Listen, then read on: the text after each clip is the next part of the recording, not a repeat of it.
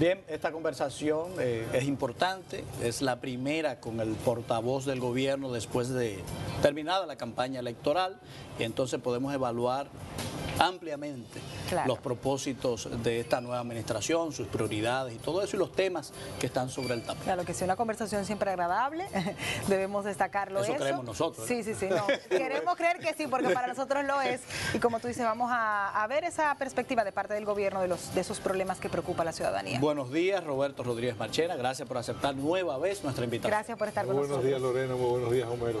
Siempre es muy agradable venir aquí. Esperamos. Incluso me he tomado la libertad o el atrevimiento, ustedes dirán si libertad o atrevimiento, de traer unos videitos sobre la barquita, la nueva barquita. Excelente. Claro, muy bien. Son unos videitos de 1 minuto. Oh, muy bien. Entonces, a ver si en algún momento durante el programa pudiésemos Claro, y es un proyecto, porque es una historia muy linda. Es un proyecto muy aplaudido por la ciudadanía porque trae la solución a más de 1.400, 500 familias. 1.787. Imagínese usted. Entonces estamos hablando de la transformación de muchas vidas. En ese mismo proyecto hay una sola preocupación que nosotros tenemos, y es de esas familias que son sacadas de estos lugares y que en muchas ocasiones no se adaptan a este nuevo sistema de vida, por lo que económicamente significa, por lo que psicológicamente les impacta. Entonces, ¿qué puntos ha tomado en cuenta el gobierno en estos detalles en específico? Sí, bueno, una de las cosas más hermosas, más bonitas de este proyecto es que desde un principio el equipo encargado, responsable, a la cabeza José Miguel González Cuadra, entendieron de que habían muchas experiencias anteriores, frustratorias, decepcionantes, de las que se debía aprender. Por lo tanto, habían que innovar, cambiar algunos procedimientos, algunos procesos que se habían utilizado anteriormente, que simplemente construir apartamentos dignos no bastaba, de que había toda una cultura de la pobreza, de la exclusión, que también les impedía a ellos, ¿verdad?, afrontar las oportunidades que le ofrece la cotidianidad. Claro. Y que también había que trabajar eso. De manera tal que desde un principio comenzó a trabajarse eso. ¿Qué quiere decir esto? Primero, detectar a aquellas personas que no sabían leer y escribir. Condición número 1, toda persona o toda familia que se fuese a trasladar a la nueva barquita debía saber leer y escribir. Tenía que tener la oportunidad de un proceso de capacitación.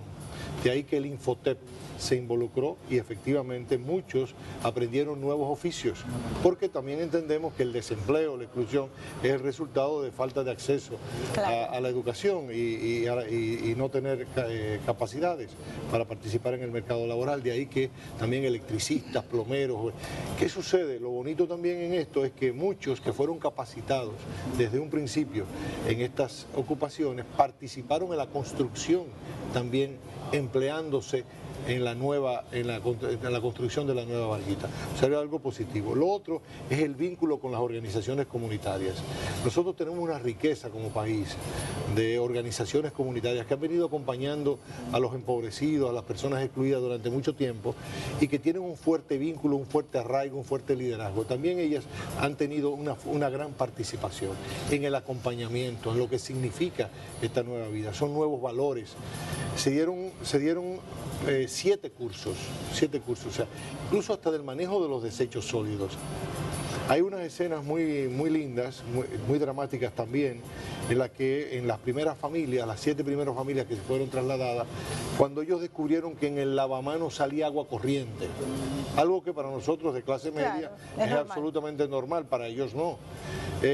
Lo otro también, tener un inodoro, o sea, cuando usted está acostumbrado a hacer sus necesidades en una letrina y de repente tiene un inodoro, pues también eso es un cambio cultural, ¿no? O el manejo de los desechos sólidos, no es que usted va a tirar la basura al río con quien usted convive, sino que usted va a tener unos lugares donde usted va a poder depositar, usted tiene que ponerlo en fundas plásticas, cerrarla y llevarla. Si toda esa nueva cultura también se formó allí. Lo otro es que también siempre hubo la incredulidad en gobiernos anteriores de que las personas podían volver. O sea, usted lo lleva a aquel lugar, la precariedad, la falta de empleo. Es lo que la historia nos ha demostrado. Sí, exactamente. Entonces, ¿qué se dispuso? Bueno, de que esas viviendas fueran demolidas, fueran destruidas. ¿Por qué? Porque ese es un lugar que nunca debió haber sido habitable. Nunca lo debió ser. Lo que pasa es que la tolerancia de los gobiernos, la pobreza, la presión, etcétera, etcétera, pues llevó a esta gente a vivir allí, ¿no? Entonces, esas casas inmediatamente han sido demolidas. ¿Por quiénes? Por los mismos vecinos a quienes se les paga para que hagan esa labor y se puedan ganar un dinerito. ¿Por qué? Porque allí se va a construir un parque ecológico. Eso forma parte de los humedales de Lozama. Entonces allí va a haber un parque ecológico, eso va a estar en manos del Ministerio de Medio Ambiente, allí va a haber oficinas, incluso he escuchado decir que van a haber centros de investigación, así para que se puedan hacer investigaciones sobre el río, sobre temas medioambientales, de modo que también eso se cuidó. Eso es lo que podría decir. Yo pienso que es una gran innovación, ha habido una gran preocupación. Fíjense ustedes que nunca se ha querido apresurar la mudanza. Esta mudanza tomará 4 meses. Al principio se hizo con 7 familias, luego con 13, para medir el tiempo de la mudanza, cómo las personas reaccionan. Al espacio, hay un acompañamiento psicológico, hay psicólogos. Sí, ahí va mi pregunta. Porque hay un desarraigo. Y genera tensiones. Por supuesto, un estrés a quienes usted deja. Es decir, las despedidas nosotros lo hemos registrado, las despedidas son muy emotivas. Claro. Porque personas que tienen 34 años y 32 lo han vivido allí. No, y el mismo hecho y los retos que enfrentan con esta nueva vivienda, porque, o sea, hay nuevas cuentas que pagar, o sea, hay un espacio que llenar, y entonces saber que es un proceso de crecimiento económico que poco a poco se supone que se le va a ayudar. Así es, va a ser un bien de familia además, usted no está en capacidad de vender eso, ¿no? Porque se ha querido cuidar eso, es decir, los títulos. Eso es muy importante. Probablemente se vayan a emitir dentro de, no estoy seguro la fecha, pero entre 10 a 15 años, de modo que haya todo un proceso de acompañamiento, que esto no se convierta, no podemos permitirnos un fracaso más en este sentido. Entonces, bueno, se ha preferido, y también esto es una enseñanza, se ha preferido movilizar primero a las familias con mayor nivel de vulnerabilidad, y esto ha sido una decisión de las organizaciones comunitarias en las que ellos han participado, no ha sido un antojo de José Miguel González Cuadra de que voy a desalojar a tal primero y al otro después, sino que se autoorganizaron. Sí, exactamente. ¿A quiénes vamos a desalojar primero? Bueno, a los más vulnerables, a los que estén más cerquita del río, a los cuyas casas estén en condiciones más deplorables, aquellos que tengan personas con discapacidad, ancianitos en situación muy difícil. Todo eso se ha tomado en cuenta y se ha hecho con mucho amor, con mucho cariño, con mucha comprensión y sentido de la solidaridad vecinal. Y eso también es muy bonito, muy lindo. Tengo 2 preguntas porque van en par. Una es, la idea es sacar a esta gente de la pobreza. Así es. Y salir de la pobreza, como tú lo explicas, no es solamente un cambio infraestructural, o sea, de dónde tú vives, sino lo que haces. ¿Hay un tiempo de acompañamiento del gobierno a esas familias hasta que puedan andar solas y se decrete su salida de la pobreza? Porque salir de la pobreza es poder sostenerse a sí mismo en responsabilidad, en independencia. ¿Tienen planificado un proceso donde se dice a esas personas, bueno, hasta aquí terminó la responsabilidad ya usted del estaba gobierno? gateando, porque ya, no es sacarlo y mantenerlos de por vida. Así es. Y entonces la otra pregunta, los rezagados, los que quedan, porque faltan muchas familias, ¿se va a iniciar la segunda etapa del proyecto inmediatamente? Mire, este acompañamiento significa, y ya fue anunciado, la creación de un patronato que va a estar encabezado por el Padre Alegría, que es el gran líder espiritual de todos ellos allí. Salomé ha trabajado mucho por eso. Sí, sí. Y en el que también seguirá participando José Miguel González Cuadra, y van a estar las organizaciones comunitarias. Y todas las agencias del gobierno van a estar involucradas allí, porque evidentemente se trata de esto, ¿no? Un proceso en el que al principio habrá una intervención de un 100% del gobierno, y entonces lo que se prevé con el tiempo de que esto podrá ir decreciendo. O sea, el nivel de asistencia va de un 100 hasta que puedan correr solo y podamos decir 0%. Factura de luz, por ejemplo. No, la factura de luz se va a pagar. No, desde un principio. Incluso se establecieron las tarifas. Perfecto. Es decir, dependiendo del consumo de tu apartamento, del volumen de tu familia, de tal y cual, creo que ronda por los 500, 600 pesos. Acuerdo entre ellos. Igualmente se va a pagar un mantenimiento. Un mantenimiento se va a pagar, no es un alquiler, sino un mantenimiento. Lógico, para mantener pintado. Sí, exactamente. Sí, por eso ahí es donde viene el estrés de estos gastos que anteriormente no tenían. Y Y los locales comerciales también van a pagar, creo que son 3.000, 4.000 pesos, pero ahí va a estar Banca Solidaria, ahí van a estar distintas instituciones del gobierno, va a haber una estancia infantil y otros centros vinculados al INAIPI, va a haber un hospital, un centro de atención primaria, en fin, van a estar realmente acomodados como tiene que ser, un hábitat digno para ellos, ¿no? Y esperamos que puedan ser felices allí, ¿no? Lo otro es que, bueno, dependiendo de las disponibilidades presupuestarias, pues iremos también construyendo, porque hay una comisión presidencial que tiene que ver con la recuperación y rehabilitación de las cuencas del Osama y del río Isabela, que tiene un empeño también de rescatar todo el área, porque es un área que nunca debió haber sido habitada. Y entonces, de acuerdo a las disponibilidades presupuestarias que tengamos, pues se irán desarrollando. ¿Cuántas familias quedan? Mire, no sé exactamente cuántas familias quedan. El presidente sí anunció, pero los detalles todavía no se conocen, de un nuevo proyecto que va a ser iniciado de inmediato, también bajo la jefatura de José Miguel González Cuadra, que no necesariamente debe implicar el desalojo de las personas, porque, déjenme explicarle esto, en algunos lugares en el que las condiciones no permiten seguir habitándolo porque nunca debieron haber sido habitados, se desarrollan procesos de desalojo. Pero en aquellos lugares donde se pueden dar condiciones para que se puedan recuperar las viviendas, se puedan reconstruir algunas, mejorar otras, pues manteniendo el hábitat, pues mucho mejor. La inclinación primera, y esa ha sido la recomendación de otros países también, de instituciones como Ciudad Alternativa y demás, es que usted debe buscar hacer todo lo posible para que su primera opción sea mantener a la gente en el territorio. Si usted puede reconstruir el barrio y dotarlo de mejores condiciones, pues hágalo. Si no se puede, bueno, pues hay que desalojar, porque es que el desarraigo, el hecho de usted mudarse es muy fuerte y tiene un impacto muy fuerte.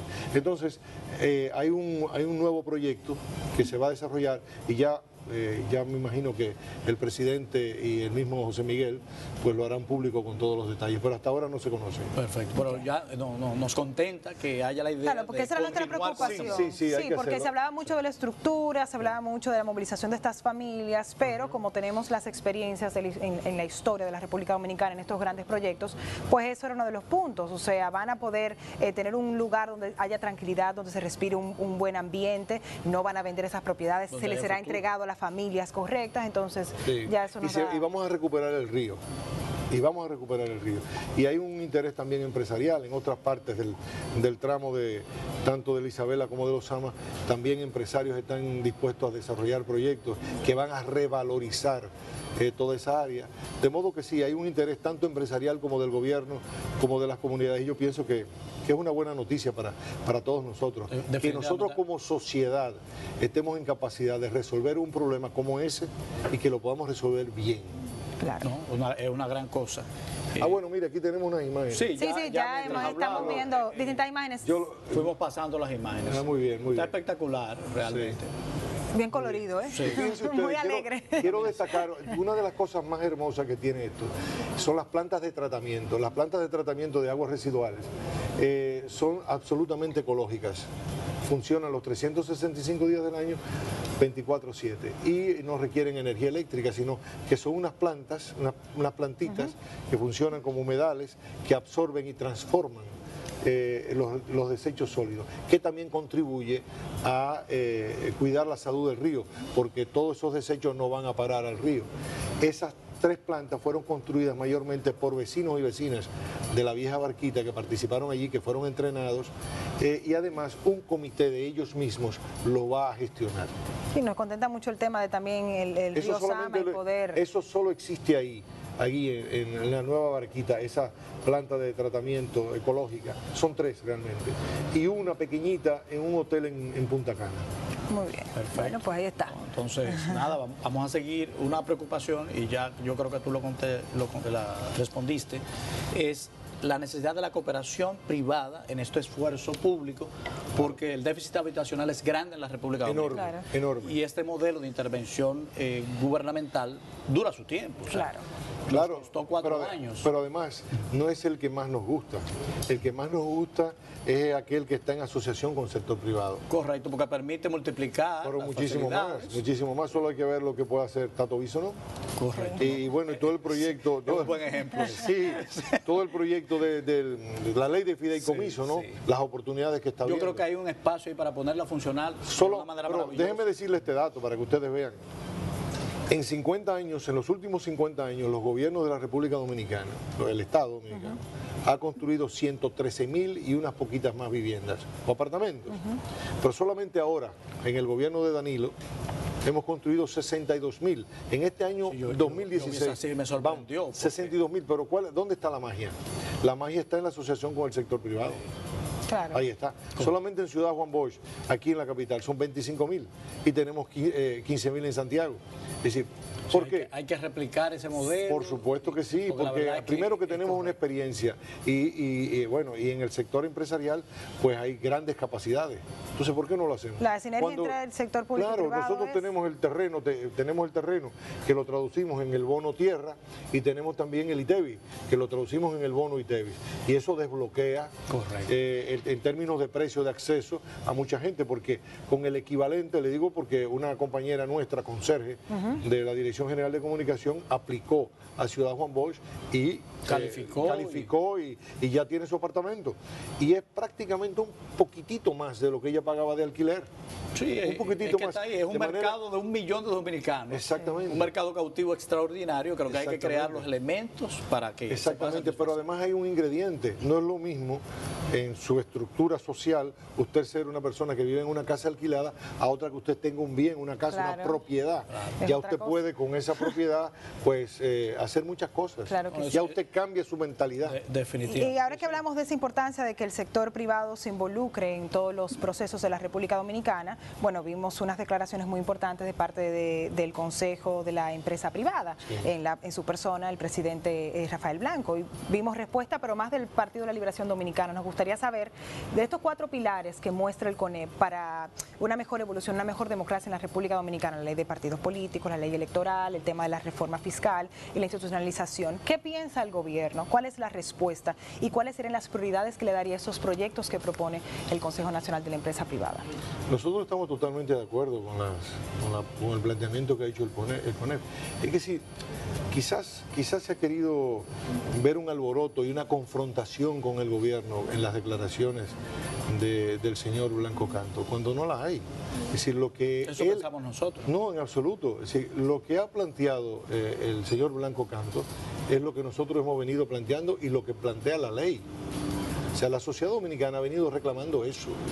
El gobierno está totalmente de acuerdo con eso.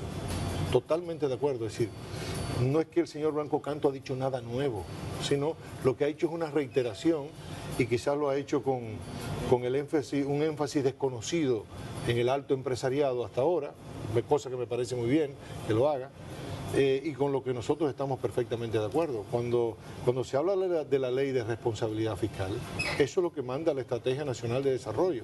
Y en el marco de esa ley de responsabilidad fiscal está el pacto fiscal o la reforma fiscal integral, está incluido allí. De manera que estamos totalmente de Entonces, acuerdo. ¿a qué se debe? Igualmente, la reforma de la ley electoral, de la ley de partidos políticos. Yo puedo decir con mucha satisfacción que uno de los políticos que con mayor responsabilidad y de manera más temprana, porque recuerdo de esto por los años 90, Danilo Medina planteando la necesidad de una ley de partidos que nos permita la simultaneidad de primarias en los partidos políticos, de que haya controles en el asunto del uso de los recursos económicos, del financiamiento de las campañas políticas. Lo recuerdo perfectamente desde entonces. De modo que nuestro gobierno está totalmente identificado. Yo pienso que quizás se malinterpretaron o se amplificaron sus declaraciones por el tema del colapso. Yo pienso que lo que el señor Blanco Canto reclama es absolutamente correcto y lo compartimos. Quizás donde podríamos tener diferencias es en el diagnóstico, en la evaluación sobre el supuesto colapso de las instituciones encargadas de administrar el proceso electoral. Yo personalmente no soy de esa opinión. Yo pienso que lo que colapsó fue una manera de hacer política marcada por la privatización. Yo creo que lo que hizo crisis fue un modelo que se vino gestando desde los años 90 con las políticas neoliberales en nuestro país, que no solamente impactaron la economía, la familia, la sociedad en sentido general, sino también a los partidos políticos. Por eso es que usted vio expresiones tan descompuestas como: a mí desde este cargo solo me sacan muerto, porque la gente entendía que era una propiedad. ¿Qué fue lo que pasó en este proceso electoral? De que muchos entendieron que podían alquilar una franquicia, que detentaban una franquicia para desarrollar un negocio propio. ¿Cómo se llama ese negocio? Senaduría S.A., Diputación S.A., Alcaldía S.A. o Regiduría S.A. Usted toma un dinero prestado, a veces a un usurero del barrio, que no siempre puede ser un individuo correcto, pues hasta puede ser un narcotraficante, un dinero mal habido, para financiar su campaña, y de repente cuando usted pierde el proceso electoral, pues ese negocio le ha quebrado. Termina usted con deudas, quizá termine usted en problemas con su mujer porque cogió dinero de la familia que iban a comprar una casa o lo que fuere, y ella viene y le dice a usted, como saben a ustedes las mujeres, decirnos a nosotros, a sus maridos: yo te lo dije que no te metieran en eso, pero esos tipos son unos sinvergüenza. Describe un colapso, por ejemplo, del sistema político. Sí, pero partidos que no fueron capaces de escoger a sus representantes a través de procedimientos democráticos demuestra la inexistencia de esas organizaciones, porque fue a dedazo limpio. Sí, yo entiendo, y leí tu editorial hoy en Metro sobre eso, Homero, pero... Los puse a todos. Sí, no, yo vi que lo pusiste a todos le tocó su poquito. Sí, trataste de ser justiciero. No, claro, siempre. Pero lo que yo quiero llamar la atención es en una manera de hacer política, y que yo creo que estamos a tiempo para desprivatizar. Correcto. La manera de hacer política. Esa ley de partidos políticos, la reforma a la ley electoral, contribuye a esa desprivatización. Entonces, yo digo que lo que tenemos que tener en la mira es la desprivatización, que tenemos que devolver la política como un accionar público a servicio de la gente, que usted sienta que usted es un servidor público, que lo hace a través de la política, que la política no es una escalera para usted ascender o acumular riqueza. Entonces hay que replantearse todo eso, porque si no tenemos clara el objetivo, vamos a tener problemas. Yo, ¿dónde difiero en el análisis del señor Blanco Canto? Vuelvo y digo, estoy de acuerdo con los propósitos, con el compromiso. Sí. Es en la parte del colapso, porque yo pienso que el proceso electoral... ¿Cómo tú lo definirías? Porque colapso, mareo... Lo que quiero decir... Miren lo que digo. Nos estamos cayendo a pedazos. Fíjense lo siguiente. Hubo un proceso bien administrado de las elecciones, y le voy a decir por qué. En primer lugar, todo el que quiso ir a votar pudo hacerlo. No hubo dislocamiento de que Homero, que está acostumbrado a votar, en esta vez lo mandaran a Monteplata, nada de eso. El proceso fue fluido, la gente asistió. Yo personalmente voté en unos minutos. Sí, y llegué, a mí me tomó más tiempo de la cuenta, porque los equipos no. Ya, pero bueno, incluso estaba previsto de que... A mí me pasó de que mis huellas, no sé si con los años yo le dije a la señora, es de tanto fregar, que yo frego mucho con este brillito. Pues no, y bueno, y ya estaba previsto que al tercero, cuarto, quinto intento de querer registrar su huella, si la máquina no funcionaba, pues le daban paso. Había una manera de desbloquear esa situación. El asunto fue que yo pude votar, y yo creo que la mayoría, o el grueso de los dominicanos, pudo hacerlo sin ningún... El que quiso votar... Pudo hacerlo, no hubo problema. Eso en primer lugar. 5 minutos o 6... Fueron las elecciones más observadas que se conozcan en la historia de la República Dominicana. Todos los que quisieron mirar, auscultar, meter sus narices, chequear, lo pudieron hacer. Extranjeros como dominicanos. En eso no hubo... Pero hubo un fallo de fluidez. Indudablemente, si comparamos este proceso con el del 2012, indudablemente que hay una diferencia de calidad administrativa. No olvidemos lo siguiente, que teníamos una Junta Central Electoral. No soy yo el director de comunicaciones de la Junta, pero quiero decir en justicia, fueron 3 elecciones en una. Sé que no es lo mismo que la del 12. Sí, iban a ser complejas como sea. Pero se metió la propia Junta, y ahí viene la debilidad administrativa. Con este tema de la automatización. Yo Sí. pienso que perdió mucho tiempo en esa batalla. Sí. Cuando era fácil probar estos mecanismos como suplemento y hacer el proceso como siempre se había hecho, porque nadie cuestiona el resultado. O sea, el que tenga dos dedos de frente. O sea, aquí lo que se está cuestionando es la atropellada organización. Indudablemente que el perfil de la Junta Central Electoral no fue el más equilibrado, el más democrático. O sea, se vio mucho autoritarismo. Pero déjeme decir, bueno, Innegable. yo lo que quiero decir es que el proceso administrativo estuvo bien conducido. Con fallas. Lo hubo porque todo es perfectible. Sí. Ahora, los principales líderes de oposición, antes del proceso electoral, todos manifestaron su confianza y su apoyo en la Junta Central Electoral. Ahora yo digo, ¿cuál fue el mayor factor de turbulencia que nos hizo pensar a los dominicanos que las elecciones tenían problemas? La incapacidad de la oposición de reconocer su derrota. ¿Cómo es posible que un candidato como el señor Abinader, con 1.200.000 votos abajo de diferencia, se insurreccione y se vaya, como cualquier guerrillero de esto, a la loma, a declararse descontento?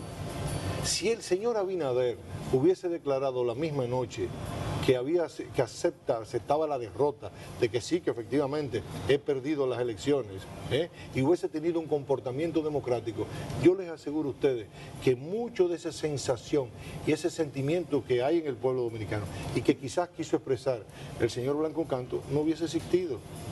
Si no hubiese existido ese proceso de privatización de la política, donde un individuo que pierde por 400, 500.000 votos una alcaldía, se insurrecciona y se pone a hacer una huelga de hambre, si no hubiesen hecho nada de eso, tampoco hubiésemos pensado. ¿Y no había un mínimo de razones para esa actitud en ambos casos? Por ejemplo, Santo Domingo Este vimos una organización totalmente deficiente.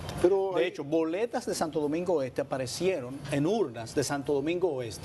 O sea, es cierto. Yo le pregunto, Sí, yo le pregunto a usted, hubo situaciones yo le pregunto a ustedes, salvo los casos, no eran inventos. Pero eso en España, en Estados Unidos, en Francia. Sí, si hubiera sido yo, tal vez yo no hago huelga de hambre, yo no hago nada. Yo sé que tú no lo harías. Yo sé que porque tú eres una persona sensata. Pero no le quita sensatez a los demás. A los que lo hicieron. Bueno, pero es por asunto de temperamento. No, pero es que es que la sensatez tiene que ver con la aritmética. Si tú estás perdiendo por 1.000 votos, yo estoy de acuerdo de que tú puedas reclamar, pero cuando tú estás perdiendo por 1.200.000 votos, por 400.000 votos, por 300.000... Pero el reclamo de la oposición, por ejemplo, fue puntual. Una senaduría aquí, una diputación allá, y no se puede negar, por ejemplo, en el caso, si mal no recuerdo, de la provincia de Espaillat o La Vega, hubo unos reclamos que generaron unos cambios, porque hubo un conteo demasiado dilatado. O sea, el conteo no fue eficiente. Yo quiero contrastarle a ustedes lo siguiente, y no porque yo sea miembro del Partido de la Liberación Dominicana. Los únicos candidatos que inmediatamente fueron derrotados y reconocieron su derrota fueron los nuestros, en todas las alcaldías. Todos. Usted lo ve y fueron los nuestros, comenzando por Roberto Salcedo, por ese de La Vega que tú haces mención. Sí. No, me gustó esa actitud, inmediatamente. Y la oposición no tuvo la gallardía y la visión de futuro de hacerlo. Entonces, muchos de estos incidentes no son atribuibles a la administración de la Junta.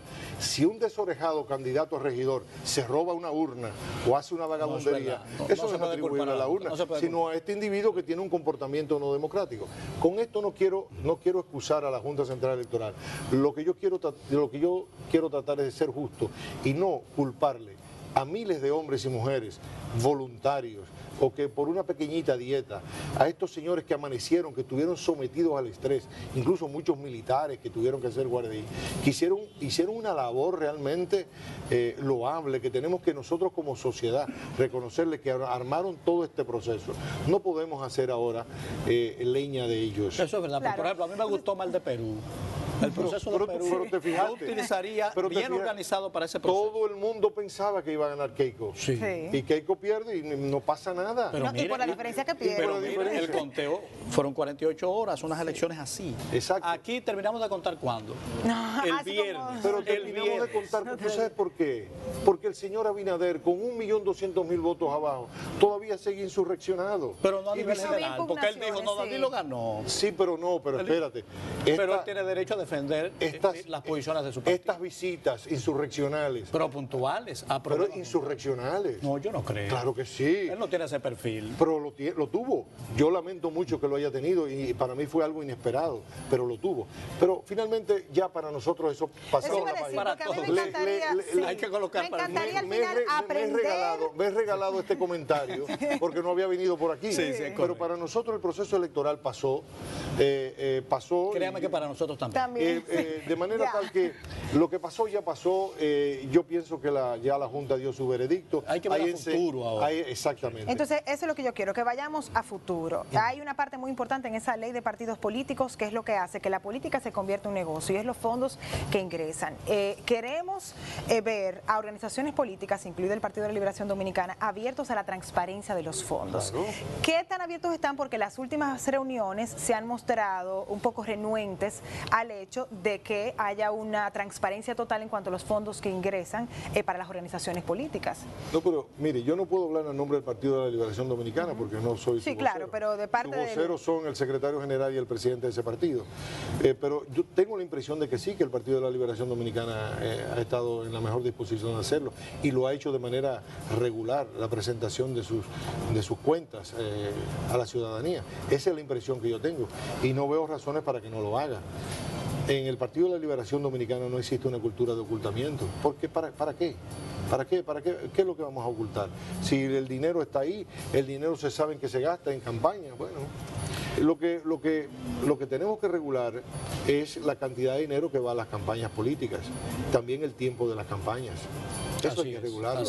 Porque no es la selección de los candidatos. Ahí viene mi pregunta. Demasiadas Hay un proyecto de ley de partidos políticos del PLD en el Congreso de la República. Hubo varios, pero yo reduzco a dos los proyectos. El del PLD y el de la Junta. Y el de la Junta Central Electoral, trabajado por instituciones de la sociedad civil, que también reposa en el Congreso. En esta ocasión, el PLD va a aceptar, va a proponer, domina las dos cámaras del Congreso, una discusión amplia para que aprobemos un proyecto de ley consensuado para toda la nación, o va a imponer su proyecto de ley que no fue muy feliz, o sea, no le gustó. ¿Y eso es prioridad del Poder Ejecutivo? Sí. No, mire, déjeme decirle lo siguiente, en ocasión también a lo de Blanco Canto, porque de la posición del CONEP y de cualquier organización empresarial, en algunas academias y en el pasado y todavía, algunos piensan que los gobiernos no deben tener mucha fuerza. Hay esas ideas, esas teorías, de que un gobierno no puede ser demasiado fuerte porque esa fuerza la puede mal utilizar, puede ser soberbio e imponer cosas y que por lo tanto tienen que existir fuertes contrapesos. Entonces se privilegia muchas veces, aunque usted esté de acuerdo con las políticas del gobierno, usted privilegia a fortalecer la oposición para que usted tener una salvaguarda de que algún extravío, un desvarío... Sí, el principio de la democracia. Sí, correcto. Usted pueda contrapesar y evitar daños mayores. Muy bien, ¿verdad? Eso es un principio que se tiene. Yo puedo darle seguridades al pueblo dominicano que no hay nada que temer con el gobierno de Danilo Medina. Es decir, el pueblo dominicano no se equivocó votando un 62% a Danilo Medina, no se equivocó, ni tiene nada que temer. Lo que hemos visto de nuestro gobierno durante todo este tiempo es una actitud dialogante. Nosotros creemos en una democracia dialogante y los empresarios pueden tener testimonio de eso. Hemos creado una mesa a partir de las reuniones que había del gazebo sobre competitividad para analizar con total apertura, lo ha dicho Campos de Moya, presidente de la IRD, lo ha dicho el mismo Blanco Canto y lo pueden decir todas las organizaciones empresariales y lo vemos los fines de semana con el presidente con su visita sorpresa. Este es un gobierno abierto a conversar porque de lo que se trata es que uno tiene que destrabar situaciones para que los negocios puedan darse y puedan prosperar. Eso quiero decirlo como una seguridad y el pueblo dominicano que me está viendo, no hay nada que temer al enorme poder popular que tiene Danilo Medina. Igualmente, el poder congresional que nosotros tenemos tampoco tiene que temerle. Primero porque es el resultado democrático del pueblo dominicano. Algunos dicen, bueno, que ustedes tienen mucha fuerza. Bueno, pero la fuerza nos la dio el pueblo. Fue el pueblo que nos votó. Todos nos sometimos al escrutinio y el pueblo nos votó en este porcentaje. Eso es incuestionable. Que Cristina Lizardo haya ganado con más del 60%. Eso fue una decisión de los votantes de la provincia de Santo Domingo. De modo que es la expresión de la democracia. Lo que sí que nosotros, procurando esa legitimidad cotidiana, que no basta ganar en procesos electorales, sino que hay que ganársela todos los días, pues nosotros podemos garantizarle al pueblo dominicano de que se va a hacer un uso moderado, sensato, no, nada soberbio, sino de apertura, porque lo que nos interesa es los gestos son importantes. Sí. De modo pues que en este debate sobre la ley de partidos, sobre la modificación de la ley electoral, sobre la ley de responsabilidad fiscal, en el pacto fiscal, que me gustaría decir algunas cosas sobre vamos a del entrar sobre pacto fiscal, podrán tener toda la apertura, toda la sensibilidad de parte del gobierno. No vamos a atropellar, porque eso no tiene sentido, no tiene a futuro estratégico usted atropellar, porque tarde o temprano esa reacción al atropello sale. Los gestos son importantes. Sí. En la democracia se triunfa con la mayoría, pero se gobierna con la inclusión de la minoría. Así mismo. Hubo un mandato claro de la población que votó en más de un 60%, favoreciendo la reelección del presidente Medina. Eso es incuestionable. Ese triunfo tan aplastante no obliga... No, aplastante no. Aplastante. Tan fuerte, no, porque aplastante no lo es. Aplastante tiene una connotación negativa. No. Tan abrumador. Formidable, hermoso. No, porque formidable es hacer un juicio. Sí, pero que me pondría en una situación. Sí, pero tú me lo estás poniendo del otro lado, ¿ves? No, porque es abrumador. Busquen una palabra, por favor, un equilibrio, busquen una palabra. Pero no aplastante. Está bien, voy a comprarte la idea. Fantásticamente abrumador. Bien, perfecto. Me transo ahí, Entonces ahí quedan bien los dos sectores. El gesto, la humildad requerida del que triunfa, de convocar a la oposición a un consenso, a un diálogo para recuperar la normalidad de las relaciones. Pero eso a veces el más fuerte es el que tiene que tender la mano y decirle al otro, mira, ven, vamos a hablar. Desde el balcón del comando de campaña, Marginal Sarasota, lo primero que planteó el presidente de la República fue a ese diálogo.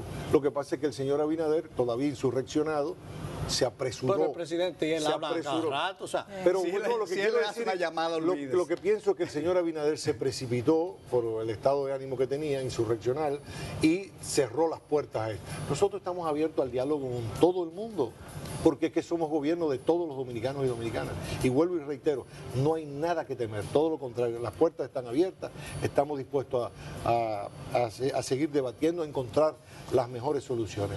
En esto del pacto fiscal, por ejemplo, Vamos a hablar de eso. Sí, ¿Qué es lo que decimos nosotros desde el gobierno? En primer lugar, que nosotros no estamos interesados en subir impuestos. Nosotros no estamos interesados en causarle ningún daño al pueblo dominicano, ni a la clase media, de que nadie pague más impuestos. No, nosotros no estamos interesados en eso.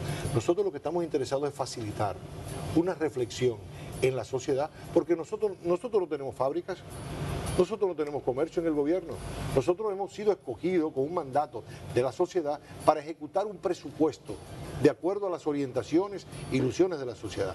Entonces ahora nos toca de gobierno, por mandato de la ley, de que se puedan encontrar todos los sectores de la sociedad y podamos mirar, amparados en la convocatoria, cuál es el país que queremos construir.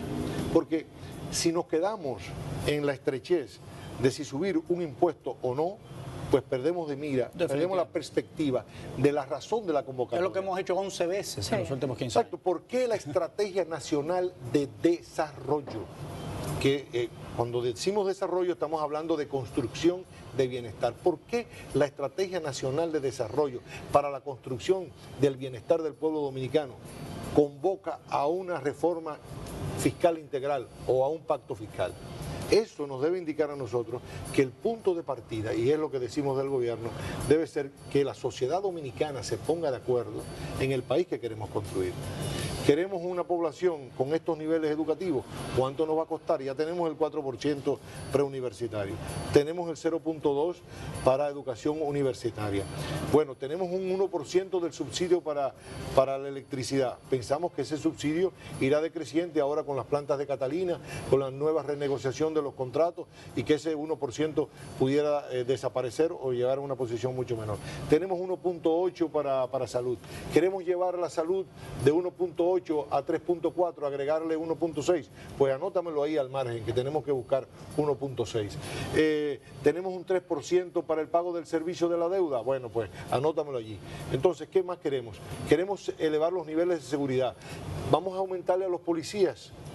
Es obligatorio. Es obligatorio. ¿De acuerdo? Sí. Aquello que se habló de que había que llevarles a $500. Muy bien. ¿Cuánto significa esto? Pues tanto. Ok. Ahora, miremos el gobierno. ¿Dónde podemos economizar aquí en el gobierno? ¿Dónde podemos racionalizar el gasto? ¿Dónde podemos ser más eficientes? ¿Dónde estamos gastando mal? ¿Dónde podemos gastar mejor? Sí, porque ¿Cómo podemos no hacerlo está- más pequeño, claro. manejable el gobierno? Sí, Pero exactamente. ¿por qué no está el gran problema? ¿Y dónde tenemos que agrandarlo? Porque a También- veces dice, bueno, también es tenemos que verdad. reducir el tamaño Sí, del Estado. también. Sí, pero necesitamos más médicos. Sí. Por ejemplo, en salud hay que agrandarlo. Yo Claro, estoy de acuerdo. Bueno, pero hay necesitamos- muchas partidas que se pueden eliminar del En el presupuesto. transporte hay que concentrarlo, porque hay Necesitamos- 14 instituciones. Necesitamos El uso de papel más lapicero. enfermeras de primer nivel, necesitamos más médicos, necesitamos más maestros y maestras. Definitivamente. En fin, hay lugares donde hay que agrandar y en otros lugares que hay que recortar. Entonces, toda esa reflexión debe darse. No Por ejemplo, quedar... o INSOE, fundirlo. Sí. Lo que Con fuere, Ministerio de Obras lo Públicas, que- para que esas dos lo cosas que- ahí, lo que, chocando ahí. lo que decida la sociedad. tantas que chocan. Lo que yo quiero dejar claro es que el gobierno no es una pata en esta mesa. Es decir, pareciera como que el gobierno es dueño de tantas empresas, de tantos terrenos agrícolas y que participa allí por intereses propios. No, nosotros somos representantes de la sociedad y el dinero que nos dé la sociedad, nosotros tenemos la obligación Claro. de invertirlo Pero nosotros con entendemos transparencia y con eficiencia. Claro, pero figuras hay unas políticas figuras políticas que tienen una que no se voluntad comportan de específica esa manera. que no, y que la voluntad que tengan va a crear una presión que permitirá que esa voluntad del pueblo se realice. Entonces nosotros lo que queremos es ver esa actitud en los poderes que Lo tienen que tenemos. ver Porque con entienden el la gobierno. tiene crítica, el gobierno, entienden ¿eh? la crítica como La ti- enemistad. Entonces, ante No, una crítica bueno. razonable, te ladran y te intentan morder de una manera que tú dices, pero por Dios, o sea, Ustedes tienen yo lo que quiero es contribuir. Ustedes tienen que mirar al presidente. No Miren al no se presidente. trata del presidente. O sea, si ustedes quieren saber por dónde va el gobierno, miren al presidente. Una buena sugerencia esa. Miren al presidente. Porque a veces miramos el partido. A veces hay mucha gente que también forma parte de la vieja política, de la vieja manera de hacer política, de que entendemos que las diferencias no son oportunidades para que ambos encontremos nuevos caminos, sino que son ocasiones para yo, como dicen, darte una pela de lengua, hacerte ese tipo de grosería. No. Yo del presidente no tengo que en ese aspecto, lo que me gustaría que hablara un poquito más. Que hablara. Bueno, es que así como tú hablabas de tu temperamento, él tiene el suyo. Es verdad. Él tiene el suyo. Y Hay que además, respetarlo. él es muy consciente de algo y lo ha repetido varias veces. Y yo que soy una persona locuaz, tengo que entenderlo y darle la razón. Dice el presidente, Roberto, no es lo mismo cuando tú hablas o cuando habla cualquiera de ustedes que cuando hablo yo. Eso es verdad. Cuando Pero yo- usted es su portavoz. Lo que pasa Sí, también pero que no le ha ido muy bien pero hablando. Cuando usted me habla, Cuando hablo yo, dice el presidente, yo puedo convulsionar, yo puedo estremecer esta sociedad y tengo que cuidarme Eso es verdad, mucho. eso es No, y vamos a ser porque sinceros, mi hubo palabra momentos tiene donde mucho- habló y su eso palabra se le, su palabra se le es fue en veredicto. contra. Entonces yo me imagino que él... Su palabra es veredicto. Sí. Ya no Es hay, verdad. porque yo hablo y el presidente me puede desautorizar y cancelarme. Y ya está, Sí, pero- resuelto el problema. Pero quién lo corrige a él? no. No, y lo entendemos perfectamente. Entonces hay que entender un presidente que sabe que la importancia de la confianza, que sabe la importancia de la delicadeza de cada palabra, que cuida mucho sus palabras y que cuida mucho sus gestos, porque todo el mundo lo observa. No, Claro, y le y lo- resulta, yo casi me estoy inscribiendo en Mire, esa escuela mire. de la mudez. No, porque no, no, resulta no. tan bien que yo digo, pero ¿y si yo me quedara callado? La realidad es que Tal es vez un me tema fuera de mejor. temperamento y sabemos la importancia de las palabras que dice el presidente y sabemos también las consecuencias que ha habido de comentarios que ha hecho en un momento y cómo eso se ha ido en su contra. Pero nos vemos modelo de personas como el presidente Obama, que es bastante locuaz y que en sus palabras lo que trata es simplemente de ser coherente.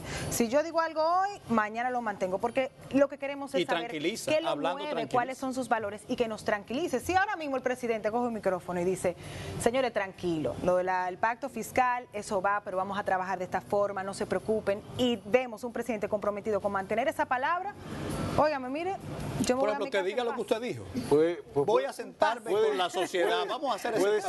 Eso mismo que tú has dicho, se lo puedes atribuir al presidente. Me Lorena, encantaría escuchar es que lo así, diga. Es así, bueno, yo lo he dicho aquí, lo Sí, acabo de decir. sí, El pero- pueblo dominicano puede tener la confianza, la tranquilidad de que el enorme poder popular que tenemos, que goza el presidente, va a ser bien utilizado. no va a ser utilizado Eso con soberbia, esperamos, es una persona humilde y que todos estos debates se van a dar en un ánimo de diálogo, de comprensión y de entender que también el otro, la posición del otro es importante. Y así ha sido su conducta. Fíjense que Danilo Medina no ha sido un presidente atropellante. Y los propios empresarios, Blanco Canto, Campos de Moya y otros más, pueden certificar. Y yo creo que Campos de Moya lo dijo recientemente, de que siempre ha estado abierto. Hacia los actores productivos no, pero yo creo que la oposición no diría lo mismo. Bueno, pero es que hemos estado abiertos. Ya te dije, lo primero que ofreció el presidente fue dialogar y el señor Abinader, insurrecto, pues dijo que no. Ojalá que cambie de opinión el señor Abinader. Yo creo que la ley de partidos políticos por eso es tan importante ahí, para crear ese equilibrio y que entonces tanto el partido de gobierno, cual sea, como la oposición, se sientan que hay un ambiente creado para poder... Vamos a un tema político que yo pienso que tú puedes tocar, eres miembro del PLD. Para nadie es un secreto que hay tensiones. Estoy siendo moderado, para que no me corrijas la palabra. Tensiones hacia lo interno del Partido de la Liberación Dominicana, porque hay unos ajustes que faltan para que todos se sientan incluidos en ese fantástico triunfo que han obtenido en las elecciones del 2016. Hay una reunión mañana a las 7 de la noche y se espera que se escojan los bufetes directivos de las cámaras, entre otras decisiones. Ha imperado el equilibrio, la división entre los dos liderazgos de importancia en el PLD de esos espacios de poder, y eso ha generado gobernabilidad en el partido oficial. Muchos piensan que se ha perdido ese sentido de cooperación y que hay un espíritu de avasallamiento también hacia lo interno del PLD. ¿Qué podemos esperar mañana, ya que es el principal partido del país, el que gobierna la nación, y todos queremos que se mantenga tranquilo? Claro. Y sólido? ¿Qué podemos esperar mañana? No, además el PLD es el principal sostén del sistema de partidos. Si se vuelven locos ustedes, entonces fuñó. No, por favor. Así mismo es. Si nos volvemos locos, entonces fuñó. Así mismo es. Y somos conscientes de eso.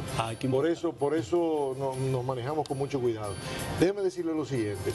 Si ustedes se ponen a mirar, más del 95, 96 o más por ciento de los y las PLDistas no aspiraron a cargos en las pasadas elecciones.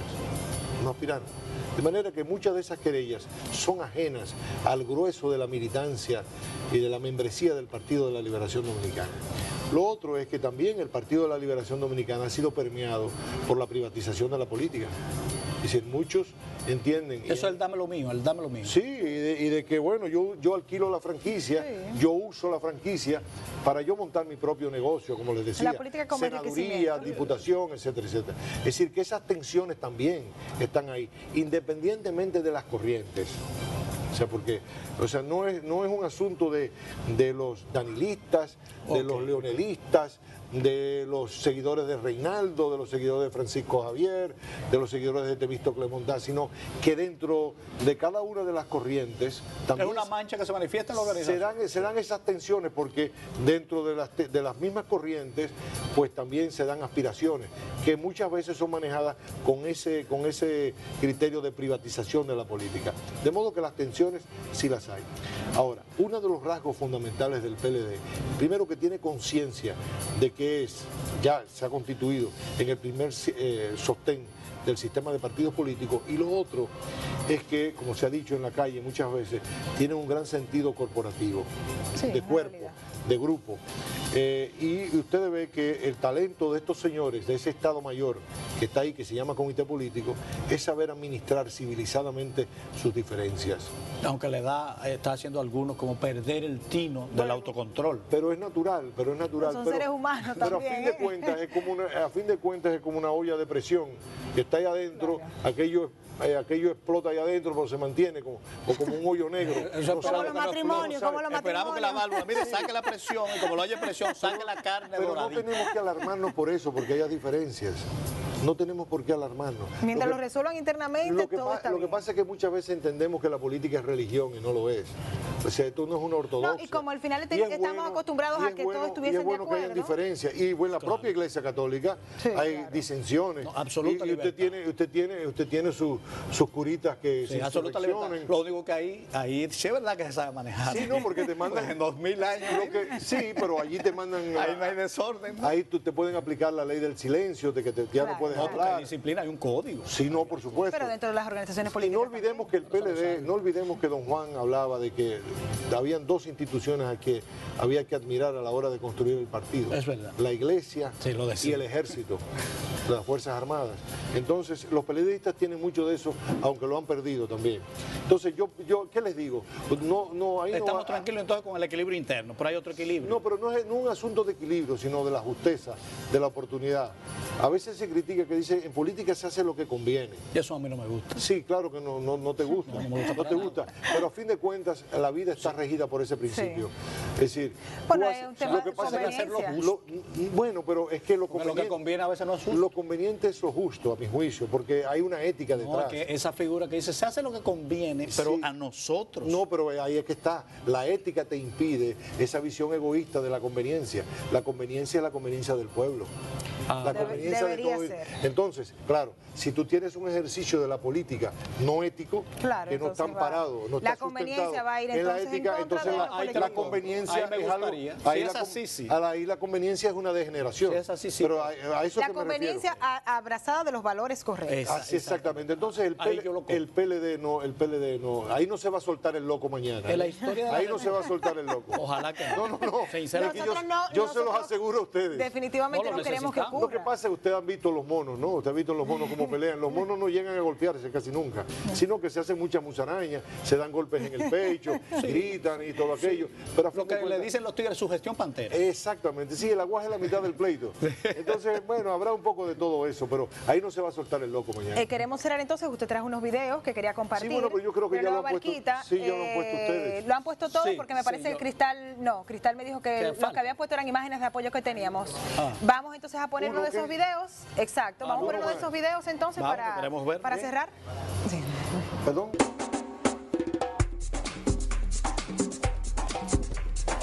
El que nosotros vamos a trasladar a la Nueva Barquita, el que está viviendo aquí. Como dijo Danilo, pero el que está censado la chikungunya es el que va. Mana. Y no se desesperen que los apartamentos están ahí porque se construyeron de primer día. Para que no crean de que se van a quedar de bulto. No, nada. Están ahí. Hay que alegrarse porque ya vamos a salir de aquí, no vamos a vivir en esta zozobra. Y tan pronto ya usted termine los cursos, inmediatamente ahí empezamos la mudanza. Ni un clavo más, ni un clavo menos. Que quede claro que va a ser todo transparente. Nosotros hacemos una reunión con todos los beneficiarios y se proyecta una a una quién es la persona. Si alguien dice, eso no es de aquí, eso está mal, la metieron, usted tiene el derecho a decir no va y no va.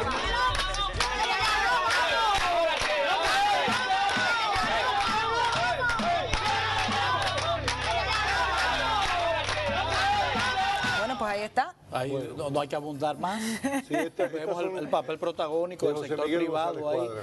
Que ese es el país que queremos ver. La gente que se arriesga para darle un mejor perfil al país. Exacto. A mí me agradan esas Y a mí me gustan esos empresarios.